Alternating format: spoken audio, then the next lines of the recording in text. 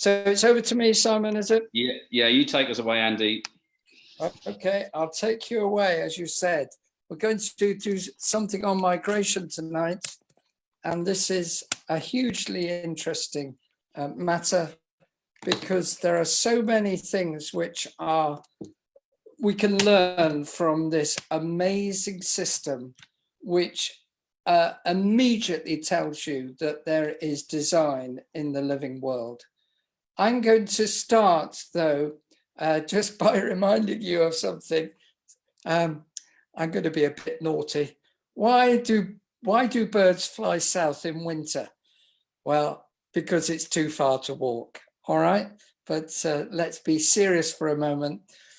The Lord says in Genesis chapter 1 and verse 14 that the lights in the firmament of the heaven, that means in the expanse of the heaven, that's the sun and the moon and the stars, are there for seasons and for days and for years.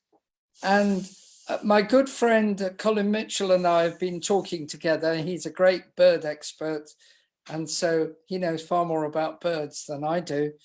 And I understand the aerodynamics, and I am just amazed by the migration, which we're going to start talking about birds tonight. Well, it's interesting that in Jeremiah chapter 8, verse 7, it says, the stork in the heaven knoweth her appointed times, and the turtle and the crane and the swallow observe the time of their coming. But my people know not the judgment of the Lord. Now, rather than taking, as I usually do, the King James Version, I'm actually going to go to another version, because in the days when the King James was put together, the turtle, they knew that it's referring to a bird and not literally the turtle, which is swimming in the sea. We won't be able to look at seagoing creatures tonight, although I had thought that possibly we would, but I'll just limit it to flying creatures tonight. Anyway, back to this verse. The turtle they knew it was referring to a bird, but it's actually the turtle dove. And the crane and the swallow, it's better translated as turtle dove, swift, and the thrush.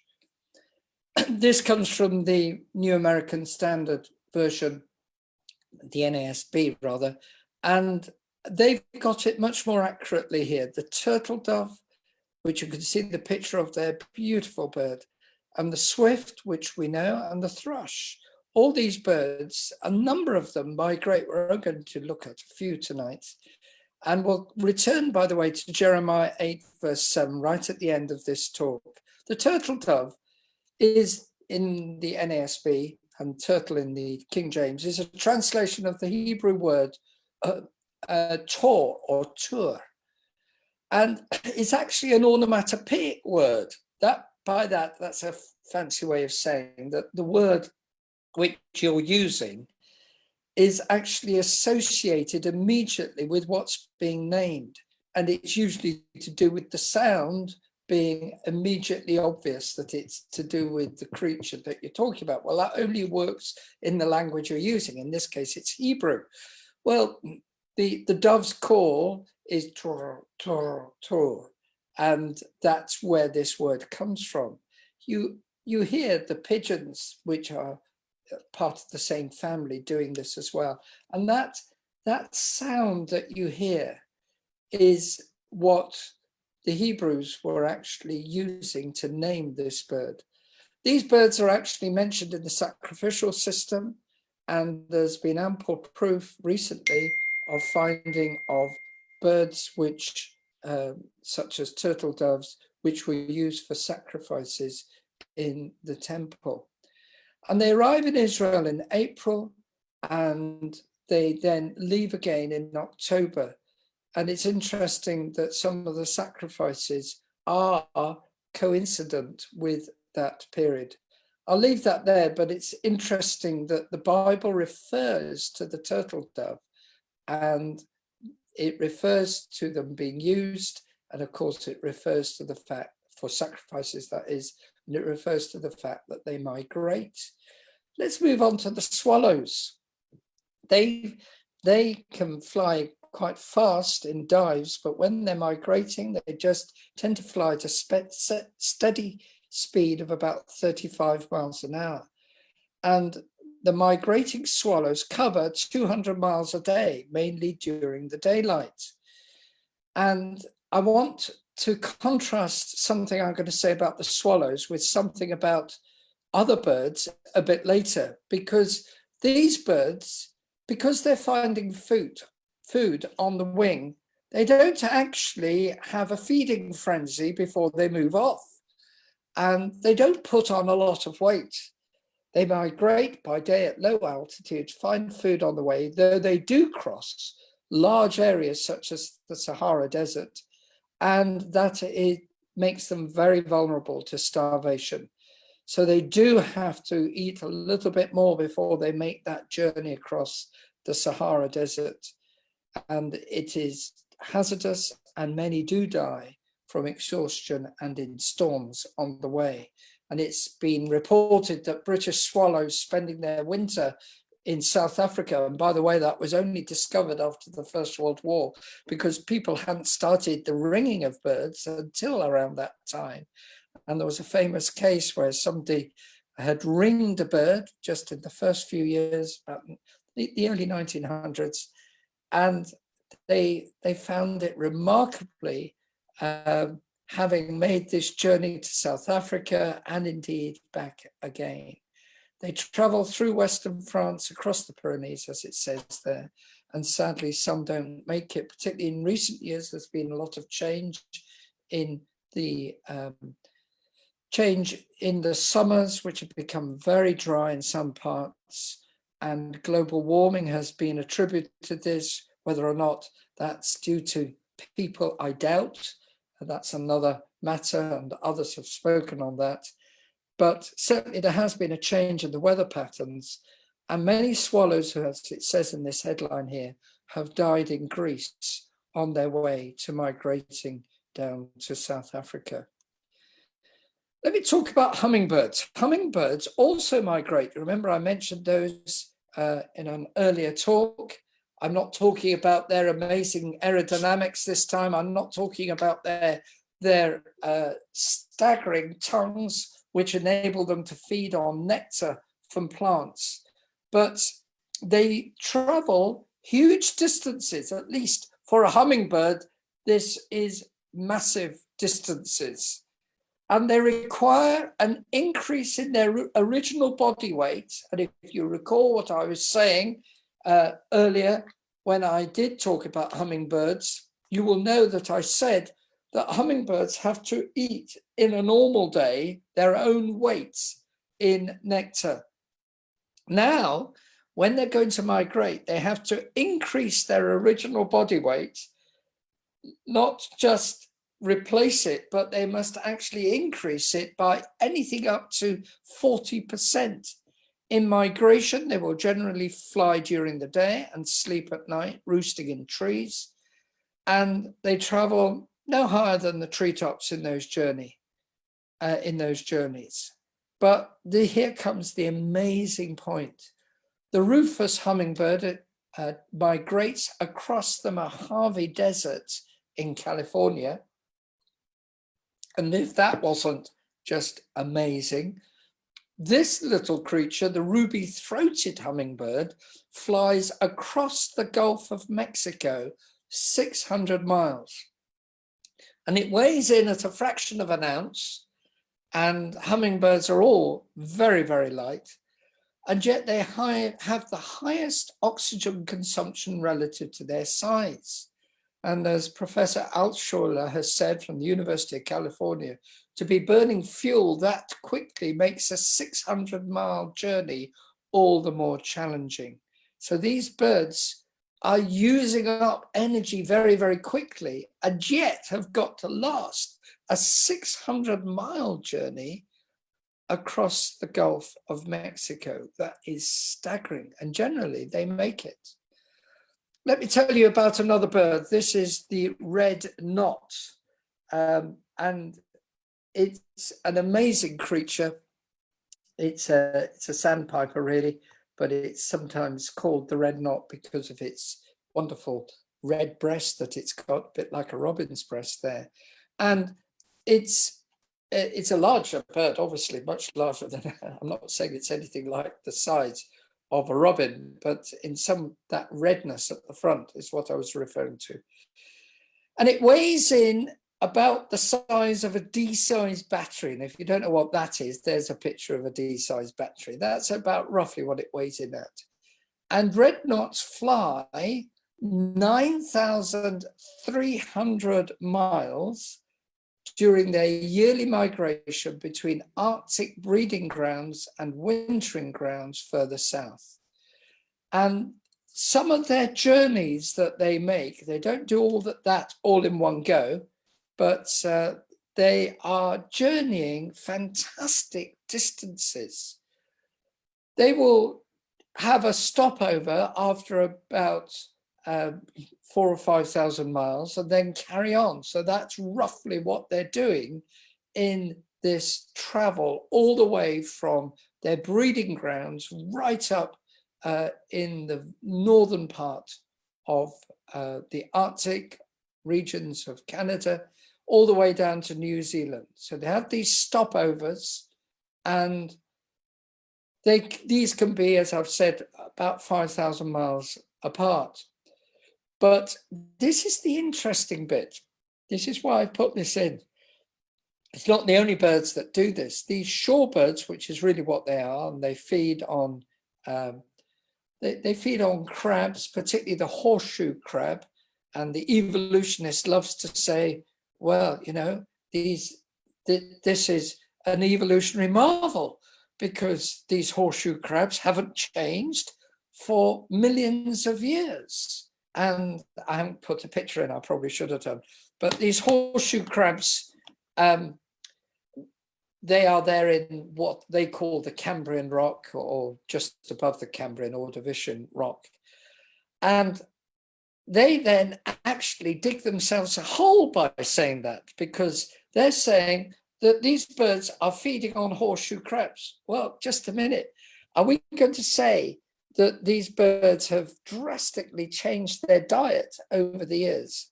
Actually, the evidence, I would suggest, is far more consistent with the creation position, that horseshoe crabs are not millions of years old. Horseshoe crabs are actually crabs which are found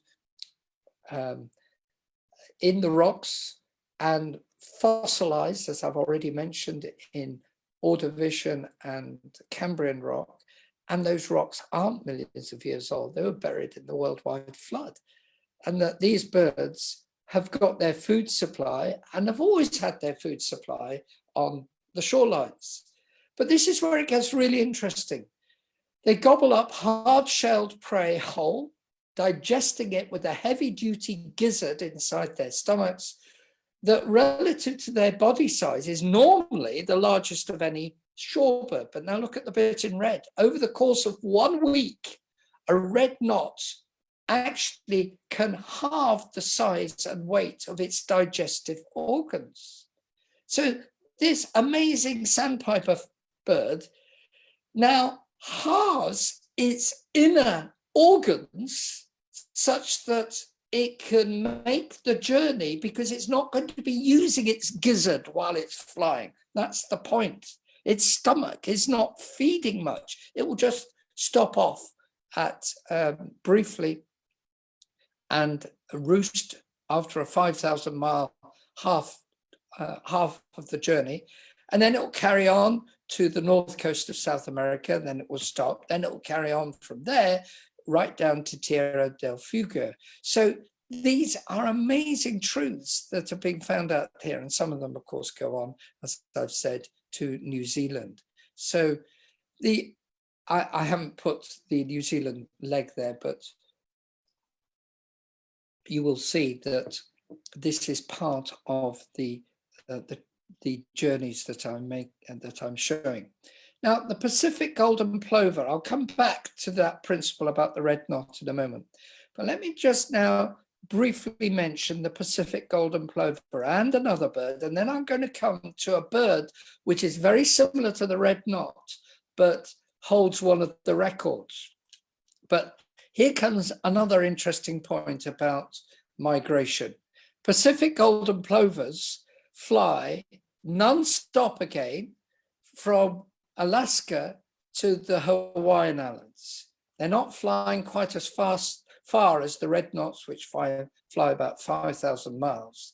But the interesting point about these birds is that they make the journey as adults and leave their young behind.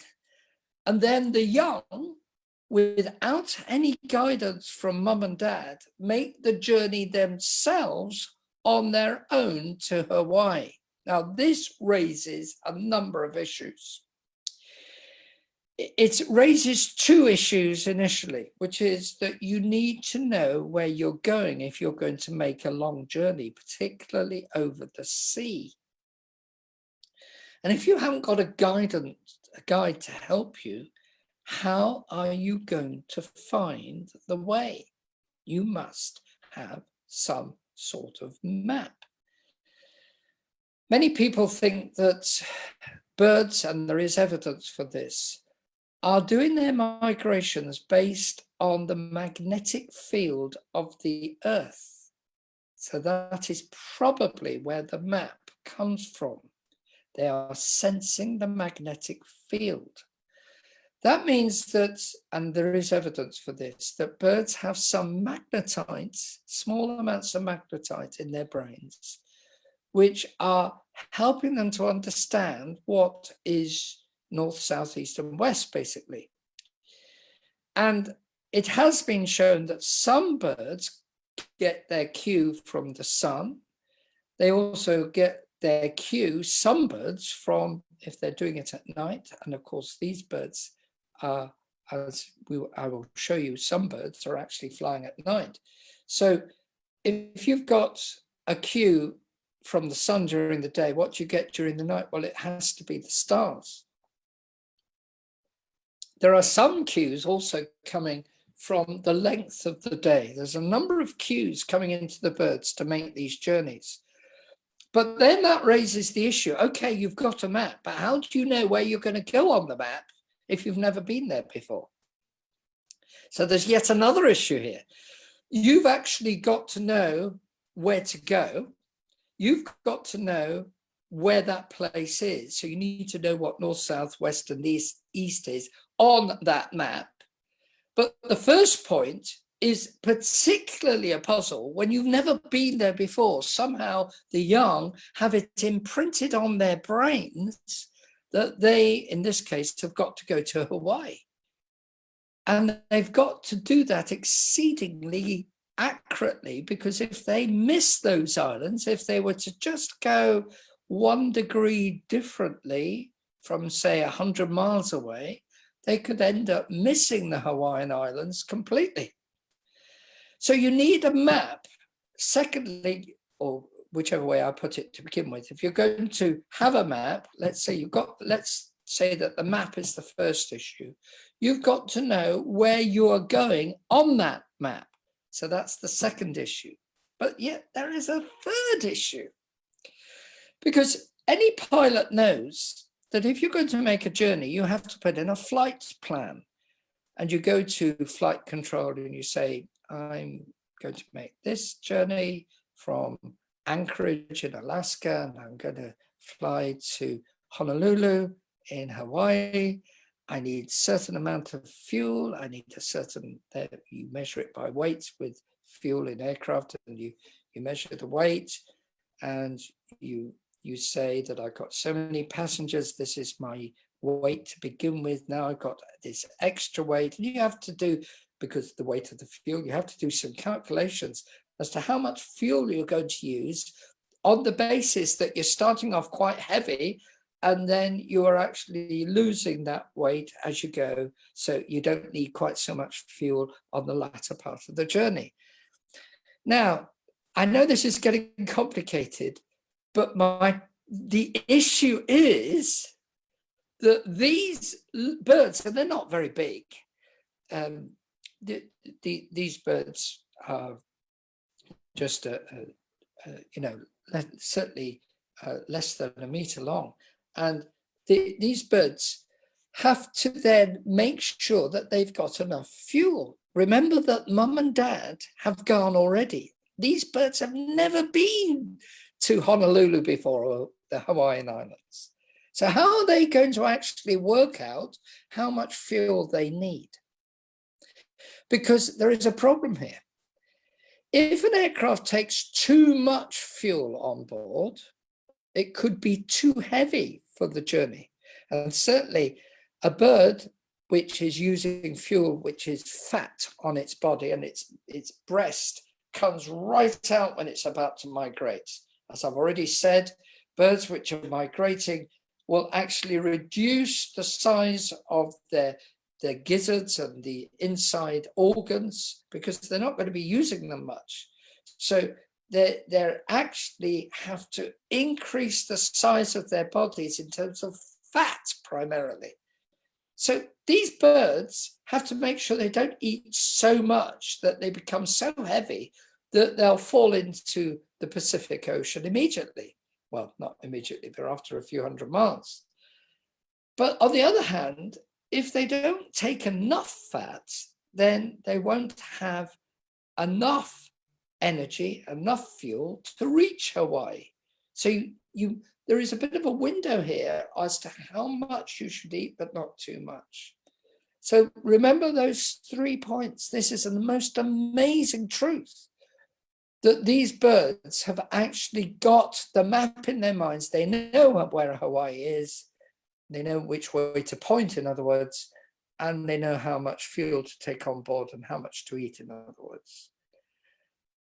This raises actually an issue which is to do with why are birds migrating anyway, and how come this has happened? I will come back to that.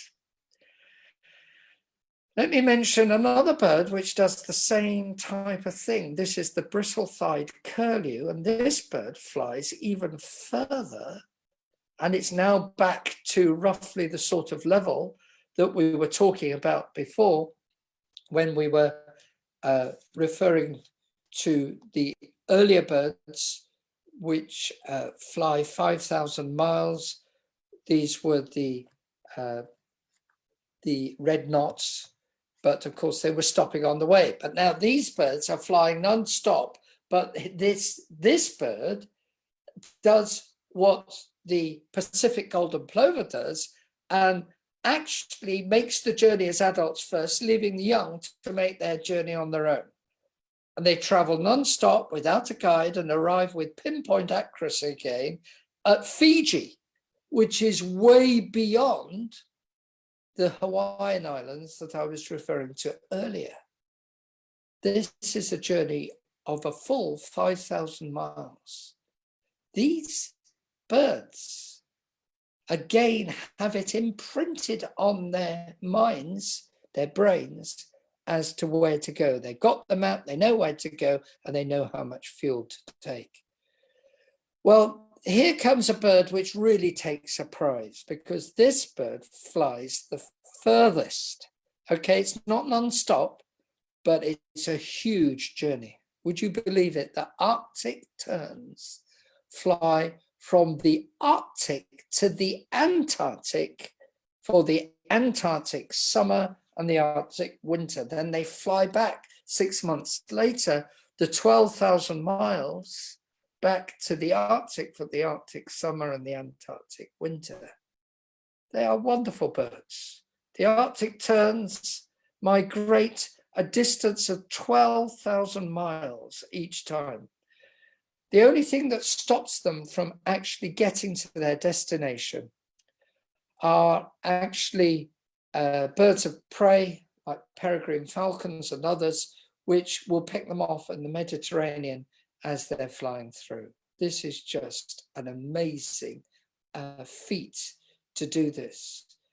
It's reckoned that Arctic terns will have flown to the moon and back in the average lifetime that they have of about 30 years or so. And if you work it out, it's somewhere in that region that they are flying. So you fly 24,000 miles a year, and you know, it's just staggering. After 10 years, you're doing 240,000 miles. Well, if you do 20 years, then you're almost, well, 30 years, you'll certainly get to the moon and back. The moon is 240,000 miles away. So that's staggering. Now, here comes another one which takes the prize. This is the bar-tailed Godwit. And I've got some lovely pictures of these coming up because my friend Colin Mitchell has actually got some wonderful pictures of these in flight.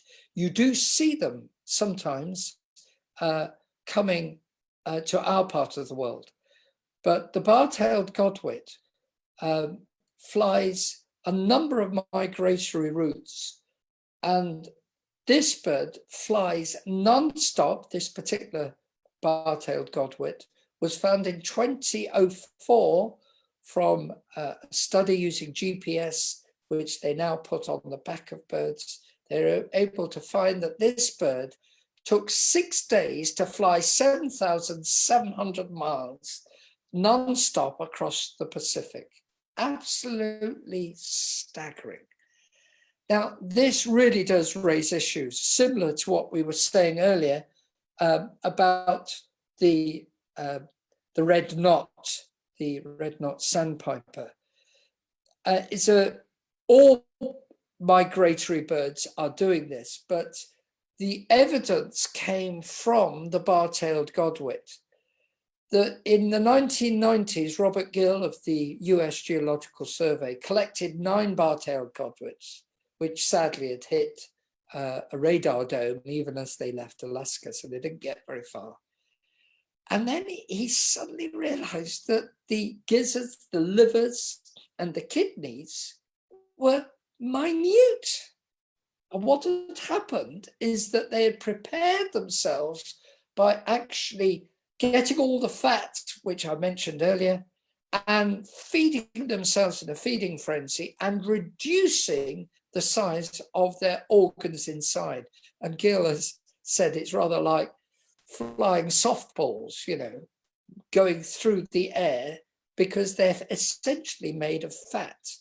More than half of the just launched Godwit's body weight was in the fat. And this is staggering in terms of what is going on. There is so much that has been learnt in the last 15, 20 years. And it's summarized in this figure here. Because what we've got here, and I need to explain this table, is various birds listed there. And you'll see there that the red knot is mentioned, which is just beyond halfway down. And then about a quarter of the way down, you can see the bar-tailed Godwit. And as it says there, the distance is huge. And this figure X is a very important one. It's the percentage of the mass of the bird which is being used per hour. Well, you can see here that it's using 0.5% per hour of the body weight of the bird. Now, this is for the bar-tailed Godwit. That is a huge amount. In fact, it's a minuscule amount of actual food, and they're using it exceedingly efficiently. But nevertheless, when you add it up, even though it's a tiny amount, in terms of measurement, it's just a few ounces. It's like birds, Stuart Burgess has likened it to birds flying off a bar of chocolate. They're really living off sugar, essentially. And the sugar in their bodies, which is represented really by the fat, it's the carbohydrates which they are using up.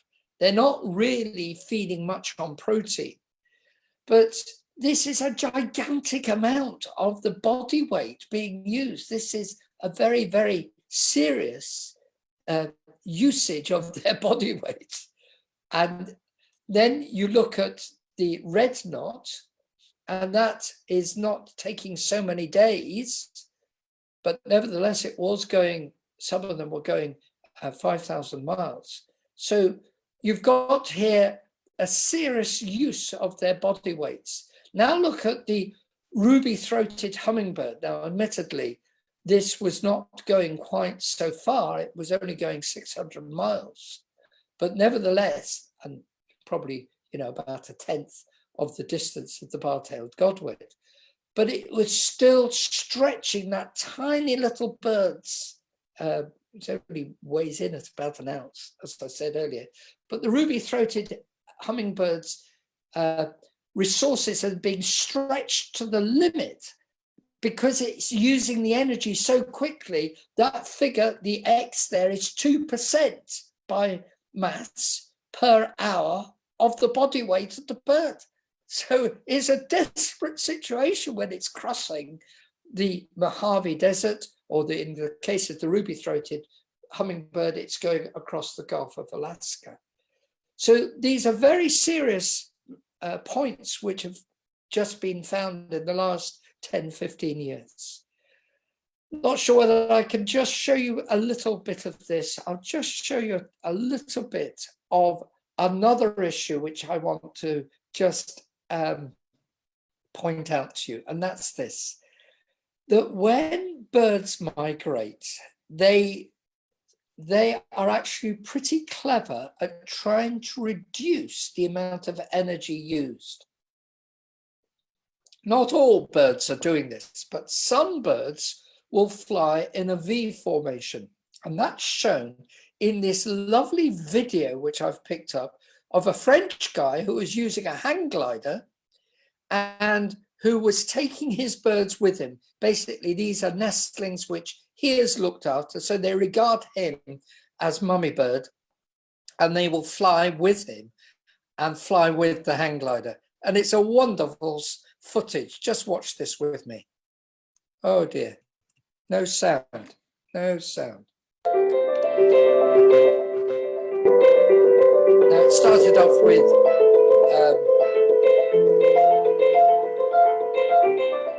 storks, but now it's changed to Canada geese. So he's obviously got different types of birds that he's using. You just see the hang glider at the top. Now watch this. Now what I want you to see is that the birds are all in a line. These Canada geese are all in a line, and the hang glider is being used as mummy bird, and usually at the top of the V formation. You can see the coastline of France there. So I'll just stop it there, but I want to move into this final part of the talk to just refer to the V formation, which not all birds use, but Canada geese certainly do, and other geese do. And you will see that the birds are actually doing this deliberately. They are using an aerodynamic principle. And the principle is this: as the first bird in line, and they don't always do it in a V, sometimes they'll just go in a diagonal line and that's it. But the first bird is actually losing some spinning air from the end of its wing. We call that a vortex. And if you look at the top left of this picture, you will see that the vortex is actually coming out such that behind you would see a spinning air whistling coming off the end of the wing. So you'd actually see a whole line of spinning air. Well, if you look on the right of that top left diagram, on the right of that top left diagram, you'll see the word updraft. So that means that if another wing was just slightly behind and slightly higher, not necessarily very high, but just in the right position anyway to pick up the updraft. It can be on the same level, but it's usually just a tad higher. Then you will actually pick up the updraft from the wing of the first bird. And then another bird will do the same thing to the second bird. So a third bird will come in, and then a fourth, and then a fifth. And the bird that's doing the most work is always the bird at the front. So sometimes they will share out the load, and the bird at the end will actually come and be the bird at the front. And of course, other birds will say, well, I want to actually form another V going in the other part of the V, coming from the lead bird. And the birds don't mind you doing that as long as you share out the load. Otherwise, they'll break off and do it on their own because they can't actually carry the load at the front. Well, that is a very interesting point. So if you see birds doing that at the end of the summer and birds are beginning to get ready to actually move off to go to their wintering grounds, that's the reason that they fly in a V formation. And it's all to do with reducing the drag, which you get from lift, and it's called induced drag. That spinning air causes a drag, so they make use of that spinning air. So overall, the birds are using less energy, which is a pretty clever trick. Now I've put here, not birds, but aircraft. And here's 4 F-18s of the Blue Angel aerobatic team doing marvelous formation flying in 2015. It takes a lot of work to actually learn how to do that, but it's marvelous when you see it. But did you know that birds also do tight formation flying? I'm going to show you a video of something like 300,000 starlings getting ready to migrate to their wintering grounds. And this is from the Netherlands.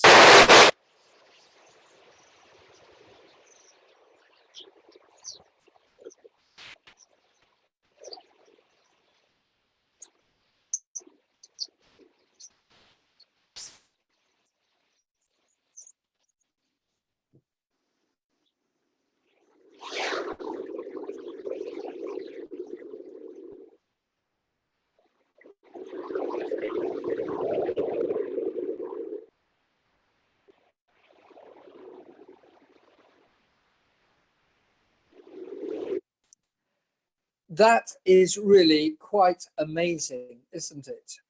And it shows to us that there is something quite stunning going on. These birds take their cue from one another. There is probably, it is thought, one bird which makes the first move, and then literally hundreds of thousands of birds then all follow the leader, but they don't bump into each other. Why do they do it? It is reckoned it is to avoid predators. Peregrine falcons sometimes will try to grab one of the birds, but even they get confused. They're masters of the air, but if they're coming down on a dive, which is called a stoop, to get at one of those birds, unless they can keep their eye just on one bird, they're going to miss it amongst all the hundreds of thousands of them. And they generally are protected by moving in what's called a murmuration of hundreds of thousands of birds. But it's really quite a sight to behold. I've not seen it of that order of magnitude, but I have sometimes seen large flocks of starlings in the late summer. But you call it a murmuration when it gets to something like 100, 200,000 birds, and you see them making these patterns in the air, and it's almost as though the whole flock has got a mind of its own. So, as I've indicated earlier, migration raises a lot of issues because large distances are being covered. There's the correct payload of fuel involved, and often, as I've indicated, there's no training of the young. They are seeing, it is reckoned, the Earth's magnetic field. Right, I said to you I'd come back to this. We need to address this issue from a biblical standpoint. we do not deny that the Earth's crust was split, probably at the flood. We therefore propose that birds were always changing their location, but probably not by such great distances in the past. Then, when the flood took place and the Earth became more drastic in terms of its change in climate from one part of the world to another, there was probably changes even in the pre-flood world. But now it became much more marked. So the distances became much greater. We would suggest that God had always put it into the minds or the brains of birds that they needed to move when the season changed. That's why Jeremiah 8, verse 7 refers to that. That's why Genesis 1 talks about the seasons. Now the seasons became changing, but much more markedly if you were in the more northern part. Possibly the tilt of the world changed at the flood. We're not sure. Many people have suggested that that was much less in the past, but we don't know for sure. But whatever happened at the flood, it would make these distances to go to their wintering grounds much greater. And so now there had to be a greater feeding in order to make the journey. And the Earth's magnetic field would still be essentially the same and used to make these journeys. Well, I'm going to end on pointing out to you that insects also migrate. And the one which most people immediately will tell you about is the monarch butterfly, which migrates over a number of generations. And it will take 3 to 4 generations to move back north and migrate south, usually in 1, possibly 2 generations.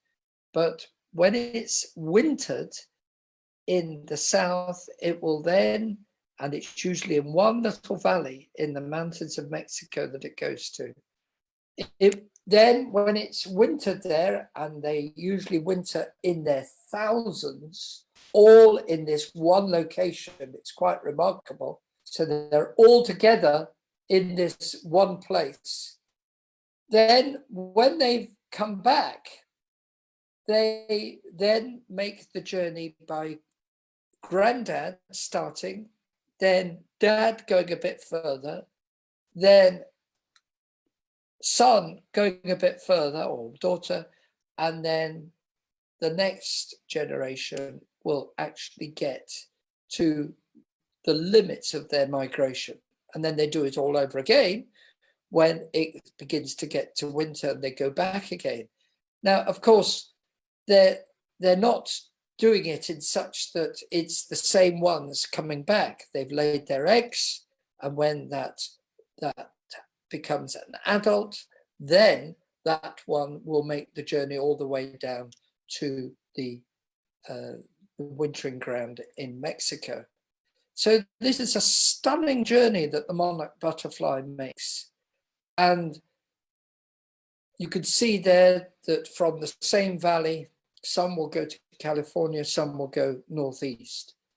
And it will take this journey without any difficulty, and it will follow basically the milkweed as it makes its journey to the north. But did you know that there is a butterfly which beats even the monarch butterfly? And it's the painted lady butterfly. This butterfly, I've already mentioned the birds which fly across the Sahara Desert, like the swallows.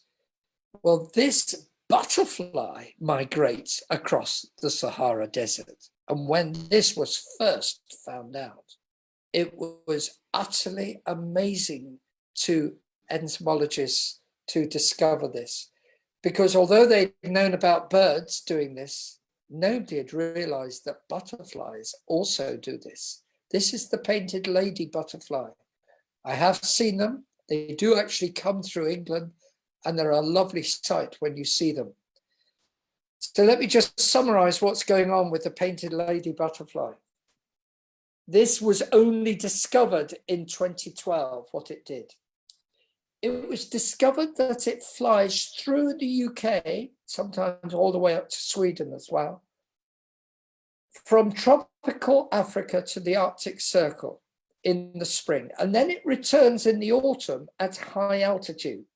So it's low altitude when it's going northwards, and then at high altitude when it goes back. The round trip is a phenomenal 9,000 miles, and that is huge for a butterfly. And it's not just 3 to 4 generations like with the monarch butterfly. This takes the biscuit. We beat the Americans. We've got the prize back. They thought that they got the prize with the monarch, but actually we've got the prize with the painted lady butterfly. It involves up to 6 generations of these butterflies. And they will then come back on the high winds, going back to sub-Saharan Africa. So this is really a remarkable journey. Well, I need to end. Ask now the beasts, and they shall teach you, and the fowls of the air, and they shall tell thee, God said to Job. And that was a rebuke. We need to look at the birds. We need to look at the migrating creatures. And as God said to Job, who knows that in all these things, the hand of the Lord has actually done this or wrought them.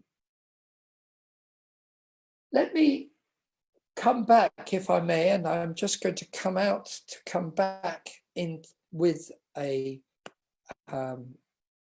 with the final slide that I want to put up. So sorry that I've jumped a slide there. Remember, I had these words earlier from Jeremiah. The stork in the heaven knows her appointed time, and the turtle and the crane and the swallow observe the time of their coming. But did you notice that at the end of that verse it says, my people know not the judgment of the Lord? I would suggest to you that the scripture is telling us, as it says in Job, let the beasts teach you. They know more about their creator than we do. They read the signs of the times that Matthew talked about.